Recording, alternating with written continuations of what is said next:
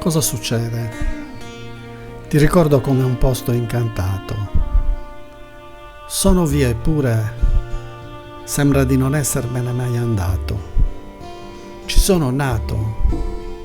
Sei mancato ai miei occhi sin dal tempo dei balocchi. Ogni tanto passo, ti vengo a trovare, a ripercorrere le tue vie, quelle che non posso dimenticare. A momenti non riconosco più nessuno, e non per colpa di qualcuno. È la vita che ha fatto il suo percorso. Sono invecchiato di nascosto. I tuoi giovani ragazzini sono sempre splendidi e carini. Il amar diffidente?